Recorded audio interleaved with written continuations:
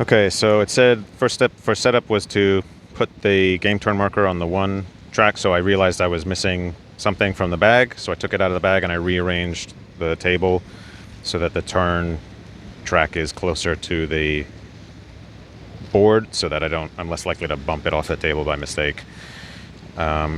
Then the next thing, I was wondering what these different colors were. I think the colors are for the unit type, which is unusual. So the brown colors are mechanized corps, the red colors are infantry armies, and the mechanized corps all have an untried side. So the next step in the setup was to turn all 10 Soviet mechanized corps to their untried side, and mix them thoroughly so neither player knows their strength. Place full-size Soviet armies and untried Soviet mechanized corps on the map as shown there with tiny symbols.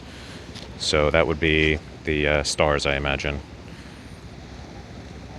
Oh, no. Not stars. Well, okay, I'm a bit confused because I do see there are infantry symbols. There's a red. See, this is confusing because this is an infantry symbol, but it's brown. This is an infantry symbol, but it's red. This is a mechanized symbol, but it's brown. So, and then there's also stars. So what are the stars? Place 3 Soviet infantry armies and 4 mechanized corps in the 7 frontline hexes with the red stars. Okay. Paste. So, okay, here we go. So you have to put them here. Okay, I get it. So this was not the end of that instruction. So in Minsk, you're putting 1 infantry army and 1 mechanized corps. So I guess this game doesn't have a 1 unit per hex stacking limit. A maximum of 2 friendly units can be stacked together in a hex at the end of each phase. So this is different from Battle for Moscow, which has a 1 unit per hex stacking limit. Okay, so Minsk, 1 infantry army and 1 mechanized corps. So 1 infantry army. Where is Minsk? Minsk, here we go. 1 infantry army and 1 mechanized corps on its untried side. Yeah. Baranovici, 1 mechanized corps. So I take 1 of these. Where's Baranovici? Put it there. Veliki Luki, 1 infantry army. So I get an infantry army. Veliki Luki is here. So put that there. What do we got? Gomel, 1 infantry army, 1 mechanized corps. So 1 infantry army in Gomel and 1 mechanized corps. And I'm realizing that my headphone wire is likely to kick some of these counters off the table. Brest, it's 3-4 garrison infantry corps. Okay, so that's this one. I guess it's like a 1-step unit. Brest, where's Brest? Brest, here we go.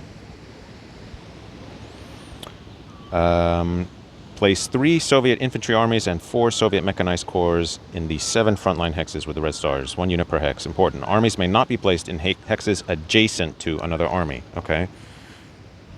So these guys can't be adjacent. So you got to put them, like, I guess, separated. I guess there's only one way to do it then. You have to do the armies like that if they have to be separated by 1. And then these on their untried side. So you put 1 here. You take 1, put it like that. You take 1 more, put it there. And I think that's that. The remaining Soviet units, 4 armies and 3 mechanized corps, are placed as indicated on the game turn track to arrive as reinforcements. Okay. So that's 1 army and 1 mechanized corps. The remaining 4 armies and 3 mechanized corps. I see 4 mechanized corps. Am I missing something?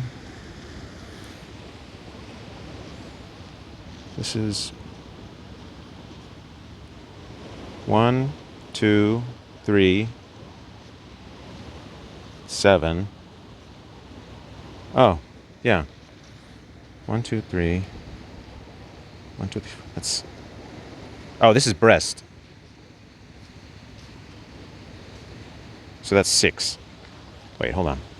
1, 2, 3. Yeah.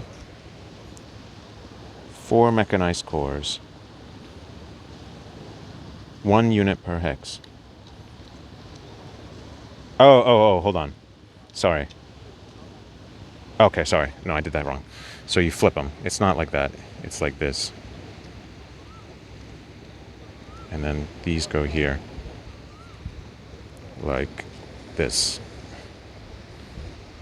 That's how it's supposed to look. And then these guys go here. Maybe keep them away from my headphone wires. The remaining Soviet units, 4 armies and 3 mechanized corps. 4 armies, 4 mechanized corps. Oh, this is Brest. Hold on. That goes there. This goes here. Okay. Are placed as indicated on the game turn track to arrive as reinforcements. So, okay, so that gets 1 army. So I take 1 army and I put it there, and it gets 1 mechanized infantry. So I get 1 mechanized infantry and I put it there. That one gets 1 army, so like that. Oh, and this one gets 2 armies and 2 mechanized corps. Turn 1. Okay. And I'm seeing already the wind is blowing my rules a little bit, so something to, whoops, and the game turn marker. Just bump the game turn marker with the rules. So I think what I would have done maybe is I would have moved this map over a bit to the right and then had my rules have more space. I could put the rules over here on this side. That might be a good idea. Let me see. And I can put it under plexi, but I'm going to be needing to flip around a bunch. But okay, we can put it like this for now. Oh no, that's not great either. Not sure. Not sure. Yeah, that's why it's an experiment. Okay. Now what? Okay, did that. The German player then sets up 2 full-strength German units on each hex containing a black cross. The German player commences the first game turn with the German combat phase. The game then proceeds according to the sequence of play. Okay, so that's pretty much the setup. So it's 2 full-strength German units on each hex. So just gonna get these, and you know I would want to think about this a bit. But 1, 2, 3, 4. We've got air power of some kind. Let me just make sure. I just want to compare the number of units I have to see if I'm going to have extras. In Battle for Moscow, there are no extras. Okay, so I've got 2 airstrike counters. 1, 2, 3, 4, 5, 6, 7, 8. 1, 2, 3, 4, 5, 6, 7, 8. Okay, cool. So I understand the setup. Setup's actually pretty easy. So yeah, I think I'm going to get playing, and I'll make another video if something interesting happens. Okay, so what I did for the first move was I stacked all my strongest units in the middle, because I just watched a YouTube video where this guy showed what he did for Battle for Moscow. I attacked that unit first, and it was the 6th mech corps. I got an exchange result apparently when one of these untried cores, one of these mech cores gets a step loss, it totally eliminated, because it doesn't have a reduced step side. It just has the untried side. So it's totally eliminated. Now, my guy had to take the same number of losses to his attack strength, which was starting at 10. And also, I don't remember if I said, well, yeah, it doesn't matter. But he had an attack strength of 10. He needs to lose as many attack points as this guy lost defense points. So he lost 4 defense strength, so he needed to lose 4 attack strength. So when he took a step loss, he went from 10 to 5. So that's 5. So that's greater than 4. So he can just take 1 step loss and he's done. Now, because this unit was eliminated, he was able to advance into that hex. The next attack I did, which was not correct, was I attacked that hex, but I got an exchange result, and he was supposed to retreat, I don't know, some number of hexes. And then I realized, oh, I should have attacked this hex first, because if I was able to advance into that hex, I would have cut off the retreat paths for that guy. So I cheated, and I resolved this attack first. When I flipped him over, he was a weak unit. This guy. He was just a 1 strength, 1 defense mech core. So that was nothing. I was able to advance 1 guy. Even if you attack with multiple guys, you can only advance 1. And then when this guy had to retreat, there were no safe paths for him to retreat, so he was eliminated. And that was this guy, because he took us when he got an exchange result. When he gets an exchange result, he just flips over to his other side, which, interestingly enough, he doesn't lose any defense strength. So I think my attacker doesn't lose any steps either. But after flipping, he has to retreat in an exchange result, and because he wasn't able to retreat into those hexes, now he's eliminated. So I can now advance 1 of these 3 guys. I attack with these 3 units up here, the 12, the 10, and the 12. And who am I going to advance? I guess it doesn't really matter. I'll advance with the 12, and then I'll keep him there. So that is the first German attack. And this is going really nicely. It's really nice to sit outside and play while sitting outside. The wind is not a big deal. So yes, so far it's seeming like this was a really good idea, and I'm going to keep experimenting with this. So this is interesting. This is a difference from Battle for Moscow. There's this rule that on the first turn, so on the first turn, you start with the German player turn combat phase, which I just did, and then you continue from there. You don't do the build-up phase or the movement phase, and so you go to the special movement phase.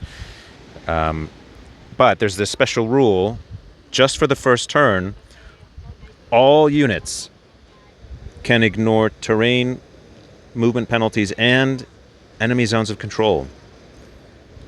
And German infantry can move. So that's different, because in Battle for Moscow, I think only the mechanized units can move in this second movement phase. So that'll be interesting. And now I have this big gap, so I should be able to get a lot of units through. So we'll see what happens. So interestingly, there doesn't seem to be any supply rules or out of supply rules in this game. So I was thinking, like, well, what should I do with my Germans? Maybe I should try to surround these units at the front to cut them off from supply and then kill them all.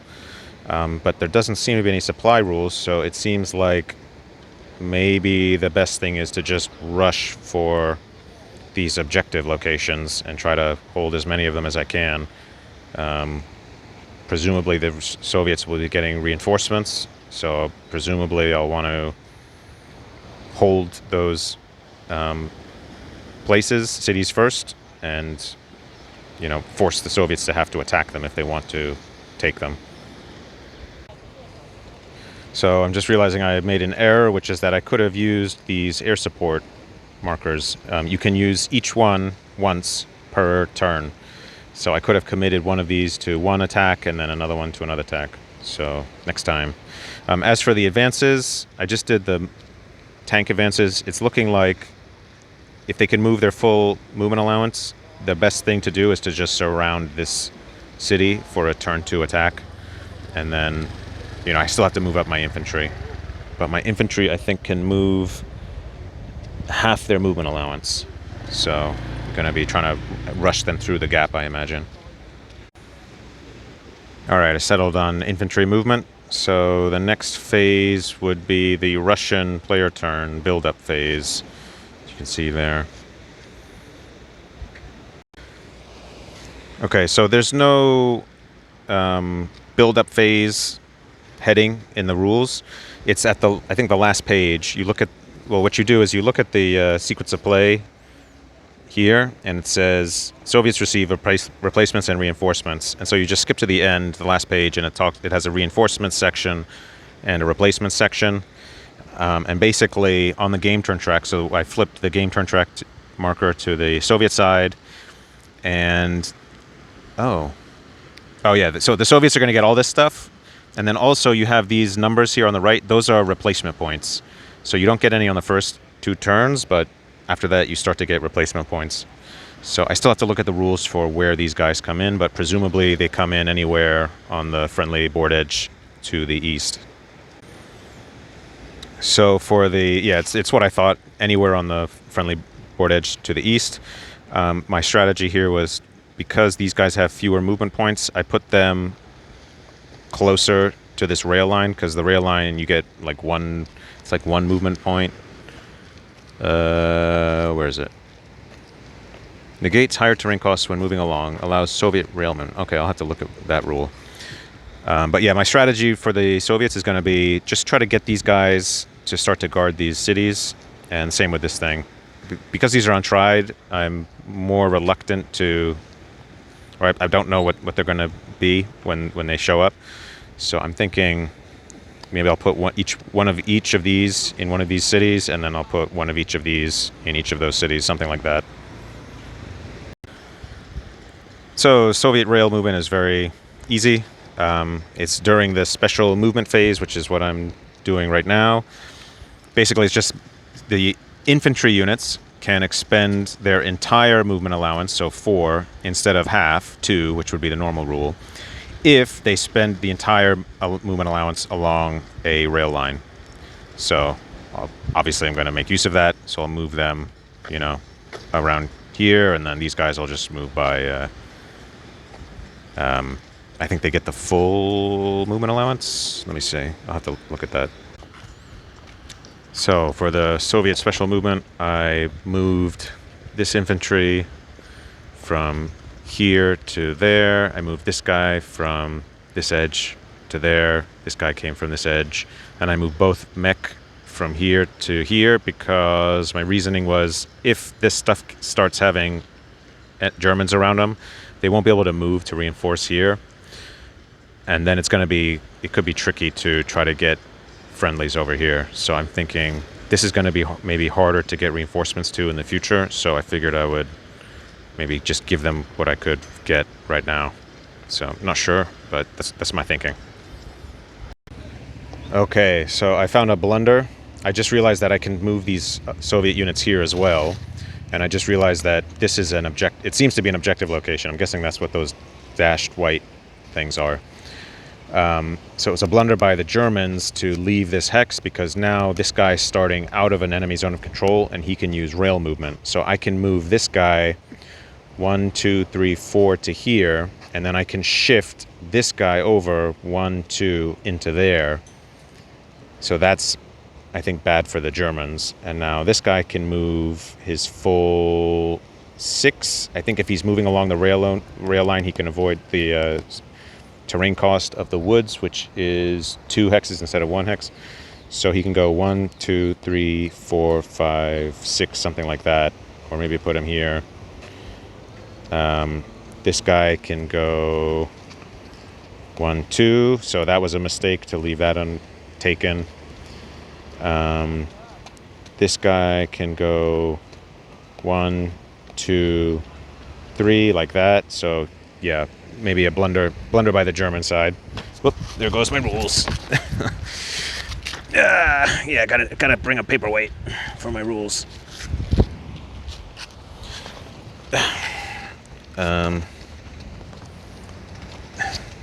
Okay. Oh, I know what I can do. I'll put because I have some other stuff in here that's heavy. Yeah, I'll use these as a paperweight. So that's not going anywhere. Okay. So yeah, blunder by the Germans, but that's what makes soloing is surprisingly fun. I didn't expect it could be interesting, but I do blunder as each side, so it's interesting to see what happens. I just corrected a mistake where I had moved this untried unit into that hex, which violates stacking rules, so I just decided to keep it there instead. So I finished the Soviet special movement phase. They didn't do any combat, so now it's the regular Soviet movement phase. And I was just thinking, well, I thought everybody was in a good position. Do I want to do any moves? And so I said, well, maybe I should move these guys up.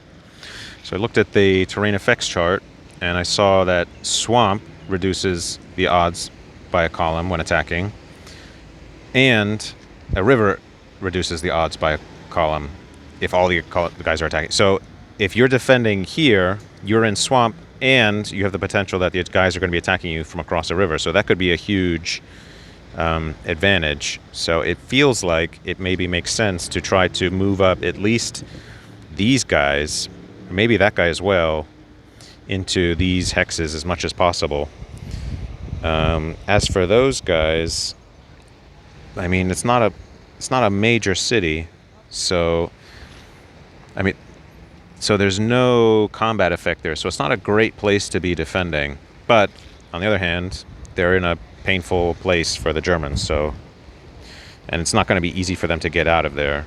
Oh, I guess they could come this way. So I don't know. I don't know if it makes sense to move this guy out or just leave him there. I'm not sure what the victory conditions are for the Germans. I imagine maybe they have to take everything in order to win. So we'll see, but I'm thinking I'm going to be moving up these guys into these 4 hexes. I think I salvaged the situation as the Germans. I just moved my infantry to go after these cities. I didn't move my armor at all. Maybe I should have, I don't know. But I think I'm going to just do a big attack against that and then try to kill all that stuff, and then I'll be in a decent position to continue eastward. So that's the end of the...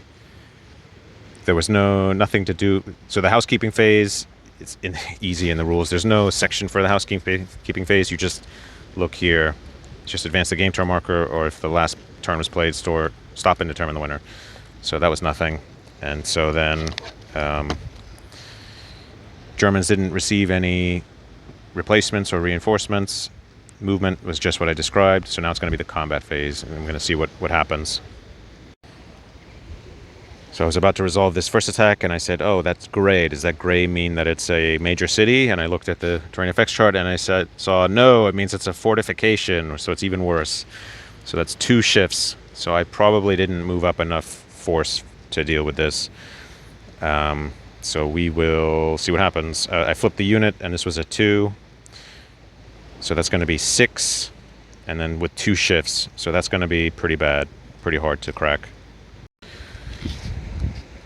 So this attack was a 1-to-1, and the result was an attacker loss, so one of my guys took a step loss. I just did this one. It was 5-to-1, but I'm realizing I made a mistake because I didn't surround the hex.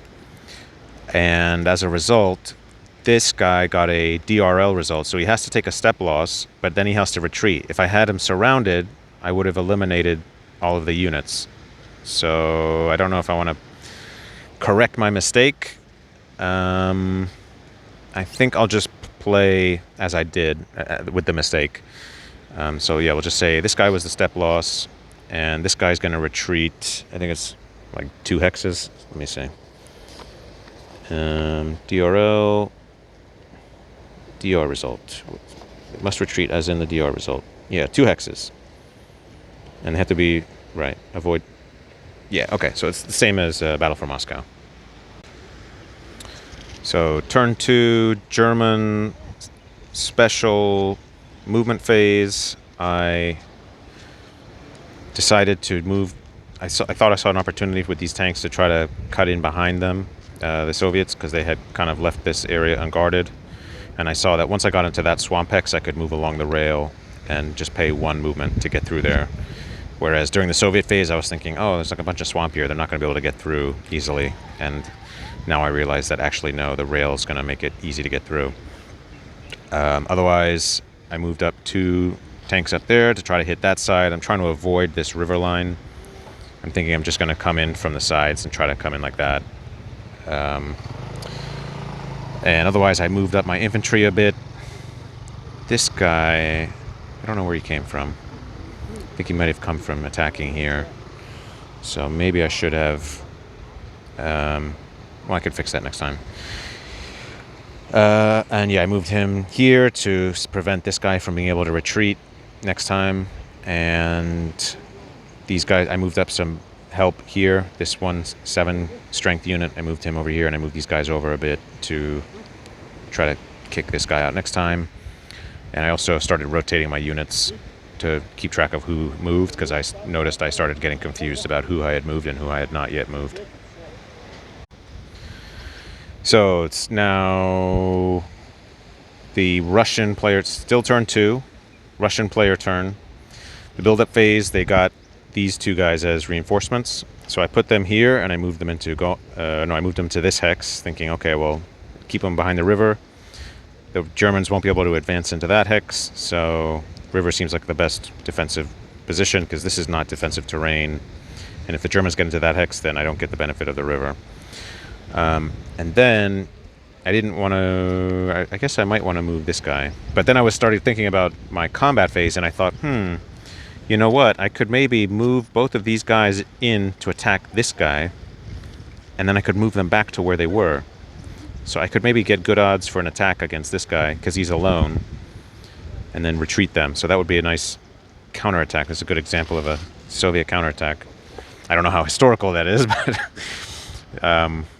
this guy, I was questioning whether I want to move him back or not.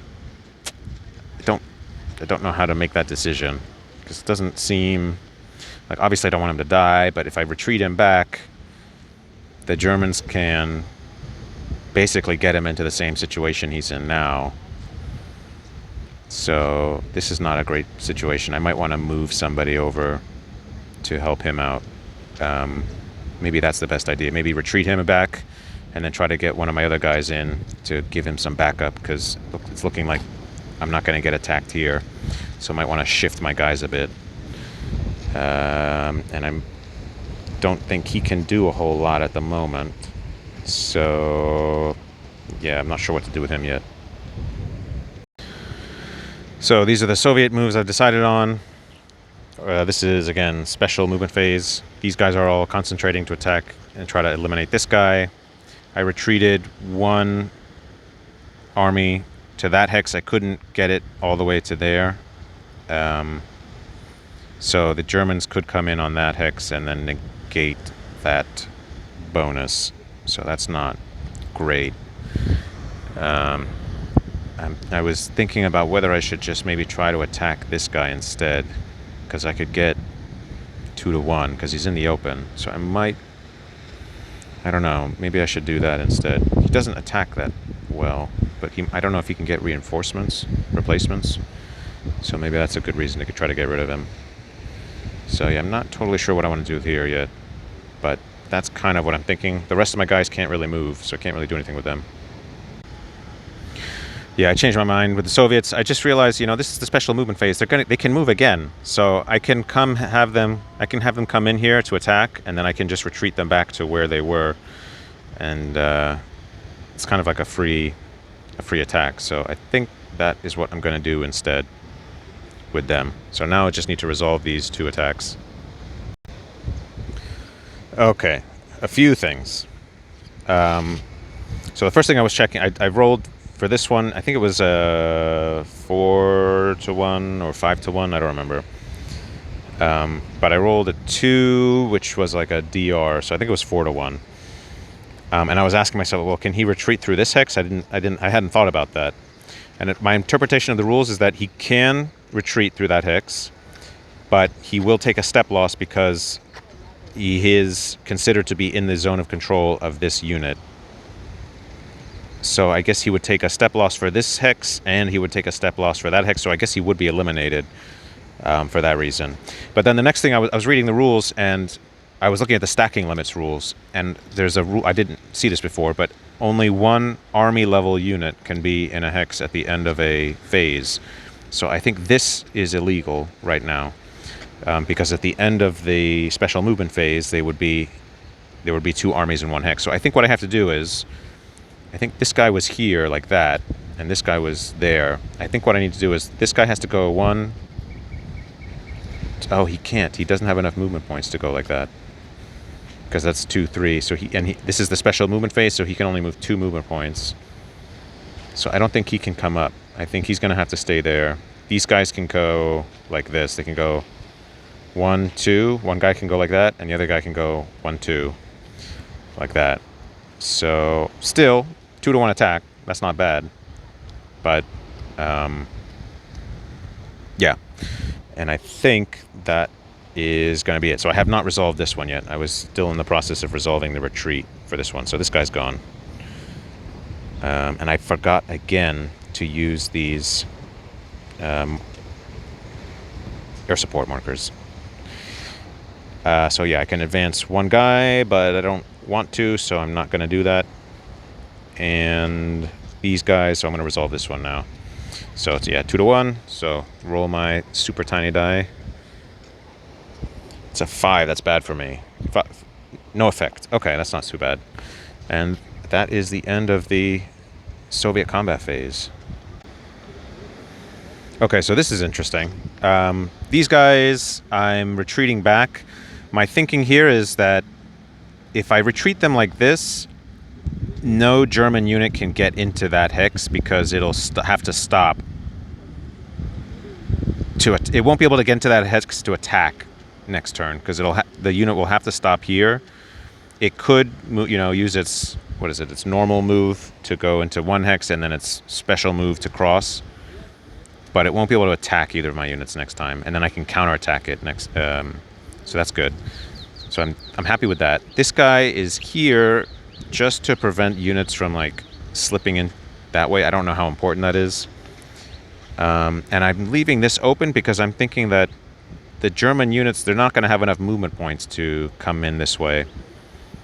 And now, but the interesting thing that I wanted to make a video about is that I was thinking like, man, my guys, the Soviets have such weak defensive strengths. And the Germans are so strong on the attack. The Germans are going to be able to annihilate anybody here. And I really don't want to lose these 8-strength infantry armies. So I just had the idea, oh, you know what I could do? I could just use a really weak unit to kind of block these strong panzer units from being able to attack my valuable units, but also keep it like trapped so it can't retreat. And then the next turn I can counterattack. I can move my guys back in to try to finish these guys off. So I'm thinking that's what I'm going to do. I'm going to try to like rearrange these guys so that the Germans can't retreat, they can't advance to attack my valuable units, and they're still in a position to get counterattacked next time. So that's an interesting thought that I've had. And here's the view. Beautiful. This was such a good idea. I'm going to be doing this a lot more. Very fun to sit outside and play. I've had this on my shelf for months, and I never got around to playing it, and now I'm finally doing it. Okay, this is what I've decided on for the move for the Soviets. My thinking is I'm keeping them kind of centrally located. Oh wait, no, I don't want that. I don't want him to be able to move into here. Hold on, I gotta think about this some more. My thinking was like, I don't want, if he retreats, I want to be able to attack him around this way, coming through the open ground. And if he tries to go forward, I want to be able to attack him that way. But now I didn't think about him coming into the swamp. I guess if he does come into the swamp, that's going to be horrible for him, because I'm going to be across the river and in the swamp. The swamp units have enemy armor. So if he decides to attack me here, he's going to be not 24, he's going to be 12. And I'm going to get a shift for the swamp, and I'm going to get a shift for the river. So it'll be 2-1 with 2 shifts. It's going to be horrible for him. So he's not going to want to do that attack. So this is, I'm happy with this, I think. So I think that's going to be my Russian move for still on turn 2, just turn 2.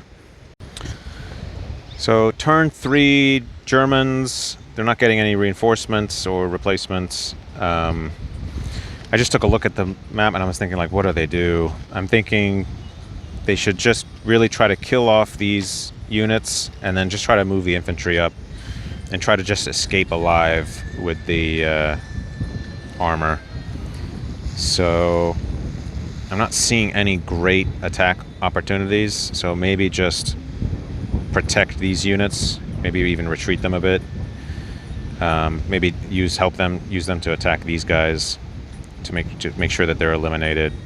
Maybe send, I don't know if they'll reach that far. I don't think they'll reach that far to attack this. But yeah, it's looking bad for the Germans right now.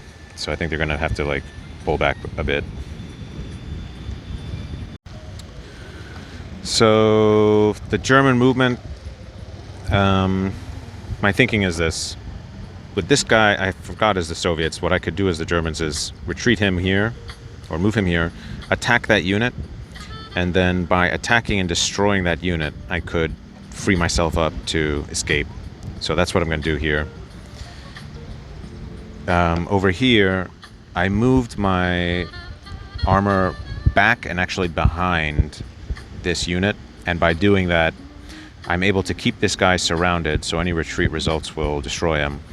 But it also allowed my infantry to move forward 1 hex, which is better because I want them to eventually go that way, so I can use all of the, movement that way that I can get.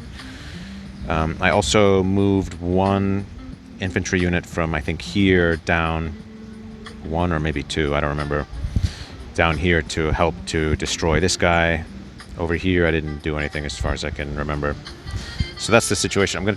My goal right now is destroy these 3 units, and maybe 4 units, and then consolidate maybe around here to just be in a better position to continue advancing. Okay, so this is the movement I settled on for the special movement phase. Again, turn 3, Germans. I just tried to create a somewhat front line. I retreated the tank back, and I moved up an infantry into the same hex. So I split up my armor. I moved another one of the 2 tanks into that hex to hold that city. And I moved up an infantry. These infantry, I'm just moving towards the front. This one will go that way, that one will go that way. I'm thinking that they're going to replace step losses as I do attacks. I was very concerned about counterattacks here on these guys because they're weakened. So I moved my tank, my armor, and my infantry into that hex so that they've got that defensive bonus.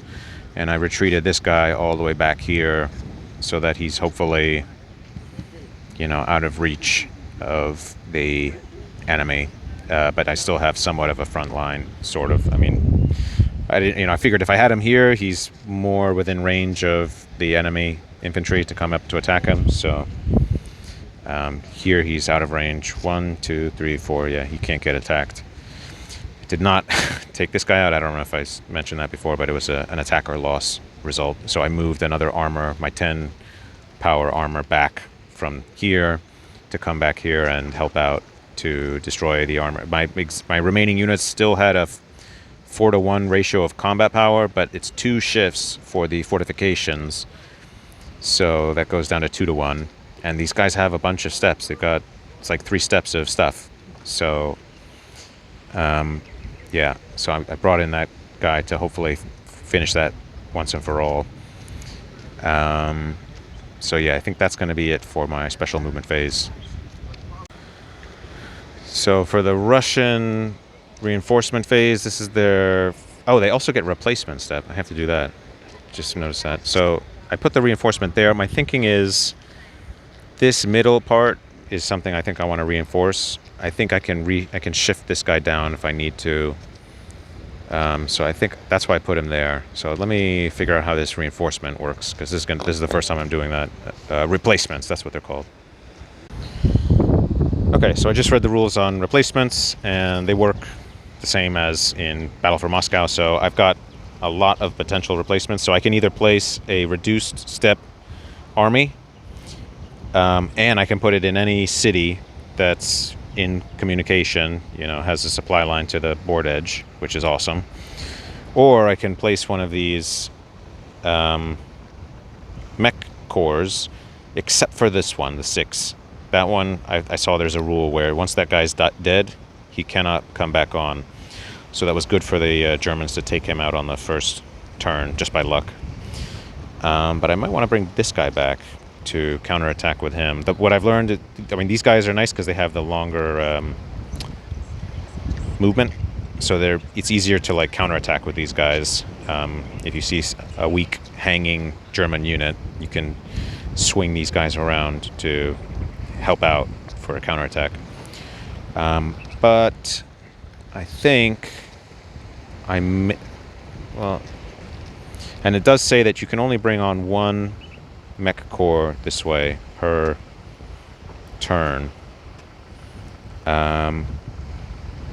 So I'm not sure. I mean, I feel like I'm gonna be able to bring up. Yeah, I feel like I want to bring on the infantry units just because they're so much stronger. Or well, they defend at 4. That's not that much different from this 3. This guy. Oh no, this guy's probably not. Can't be brought. Oh no, I'm not sure about that. So I'm not sure how to make this decision. Yeah, this. I mean, it's going to take 3. It's going to take 6 replacements. I'm just looking at this turn track marker. 3, 6, 9, 11, 12. This would cost 6 altogether to get back on. And then this would be another 5. That's 11. And that's assuming I don't take any other casualties. I mean, I might want to use some of those to bring other guys back up to full strength. So I think I'm going to prefer these guys for now. And then maybe I'll switch to these ones once these guys are all up to full strength. Okay, I think I'm going to call it there for today. So it's the special movement phase. I just moved this one guy from the board edge. But otherwise I have not decided who else to move. Who's this guy? He's a 6/4. Okay. So that just took pictures of everything. And I think this should be pretty easy to set up again tomorrow if I want to finish it out. I mean, it's not looking good for the Germans. I mean, they're going to be getting very few reinforcements. So it might just be a good idea to call the game here. But it might also be interesting to play it out, see what happens when this guy is gone and these guys can move up. Maybe they can do something. I don't know. I mean, the Russians are going to be getting a lot of reinforcements. So, yeah, this is looking like a clear loss for the Germans. But it is fun to play it out and see how it's going. Yeah, the sun's coming up. Yeah.